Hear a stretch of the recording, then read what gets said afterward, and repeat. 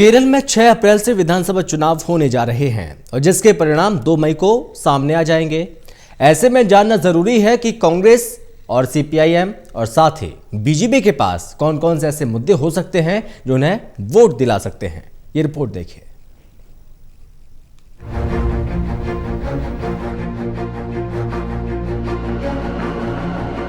केरल के कोल्लम तट पर जब कांग्रेस नेता राहुल गांधी ने समंदर में मछुआरों के साथ छलांग लगाई तो सवाल उठे कि इस चुनाव में कांग्रेस के हाथ केरल में वोटों वाले मोती लगेंगे या नहीं। कांग्रेस केरल में चुनावी जीत को लेकर बहुत उम्मीद पाले हुए है। दूसरी बात यह है कि राहुल गांधी खुद वायनाड से सांसद भी हैं। खुद राहुल गांधी भी इस चुनाव में पूरे जोर शोर से लगे हुए हैं। लेकिन सवाल ये है कि क्या कांग्रेस की उम्मीदों पर मुख्यमंत्री पिनराई विजयन फिर से पानी फेर देंगे, क्योंकि लेफ्ट गठबंधन को पंचायत, नगरपालिका और नगर निगम चुनावों में बहुमत मिला है। ऐसे में आने वाले विधानसभा चुनाव में कांग्रेस की पताका लहराने का रास्ता बहुत आसान होता नहीं दिख रहा है। स्थानीय निकाय चुनावों में वोट प्रतिशत। दिसंबर में हुए स्थानीय निकाय चुनावों में एलडीएफ ने 40.2% वोट हासिल किए थे, जबकि कांग्रेस के नेतृत्व वाली गठबंधन ने 37.9% वोट हासिल किए थे। वहीं बीजेपी के नेतृत्व वाले एनडीए को 15% वोट मिले हैं। देखा जाए तो भले ही कांग्रेस को निकाय चुनावों में बहुमत ना मिला हो, लेकिन वोट प्रतिशत ठीक ठाक मिला है। अब बड़ा सवाल यही है कि क्या केरल का पुराना वोटिंग ट्रेंड कांग्रेस की मदद करेगा? क्या राहुल गांधी के केरल से सांसद होने का कोई असर होगा? क्या कोरोना काल में मुख्यमंत्री की लोकप्रियता लेफ्ट के लिए फायदेमंद होगी? क्या बीजेपी का कोई बड़ा असर रहेगा? अगर हाँ, तो वो नुकसान किसे पहुंचाएगा? शुक्रवार की शाम को चुनाव आयोग ने नेताओं के एग्जाम की डेट शीट जारी कर दी है। यानी चुनाव आयोग ने केरल समेत 5 विधानसभाओं के चुनाव की तारीख का ऐलान कर दिया है।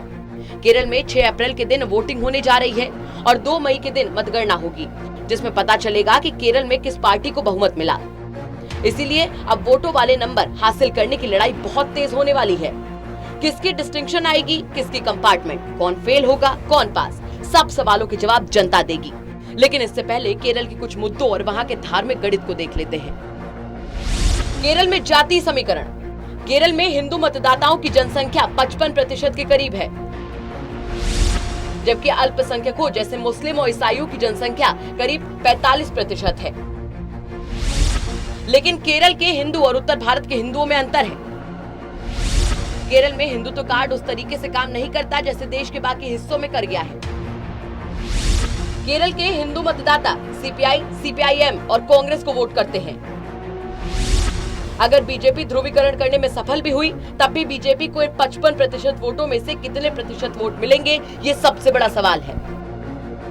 इसीलिए बीजेपी को केरल विधानसभा चुनाव जीतने के लिए मुस्लिम और ईसाई वोटर्स की तरफ भी देखना पड़ेगा, जो बीजेपी को लेकर आमतौर पर अधिक सकारात्मक नहीं है। इसीलिए बीजेपी के लिए केरल चुनाव में जीत की डगर काफी ज्यादा मुश्किल है। पिछली बार साल 2016 में हुए चुनाव में भाजपा को 140 सीटों में से मात्र 1 सीट हाथ लगी थी। ऐसे में भाजपा का केरल में बहुमत लाना या सरकार में एक बड़ा योगदान देने लायक सीटें लाना भी मुश्किल लग रहा है। हालांकि इस बार कुछ ईसाई समूहों में केरल के मुसलमानों की बढ़ती जनसंख्या से चिंता देखी गई है, इसीलिए वो भाजपा की तरफ कुछ सकारात्मक भी हैं। इसके अलावा केरल के एक कैथोलिक चर्च ने तो लव जिहाद का मुद्दा उठाते हुए ये भी कहा था कि साजिशन ईसाई लड़कियों को इस्लामिक स्टेट के हाथों बेचा जा रहा है, उन्हें मुसलमान बनाया जा रहा है। इसके अलावा बीती जनवरी महीने में ही केरल के कुछ पादरी प्रधानमंत्री मोदी से भी मिले थे। इन कुछ कारणों से लग रहा है कि केरल में बीजेपी ईसाई मतदाताओं का सहारा ले सकती है। केरल में सबरीमाला का मुद्दा भी वोटर्स को प्रभावित कर सकता है। इसी को देखते हुए केरल की सीपीआईएम सरकार ने सीए कानून के साथ साथ सबरीमाला से जुड़े मुकदमों को भी वापस ले लिया है। साल 2018 में सबरीमाला के मुद्दे पर 5 बार केरल बंद किया गया था। कई जगहों पर हिंसा भी हुई थी। इस मामले में करीब 50,000 लोगों पर मुकदमे ठोके गए थे।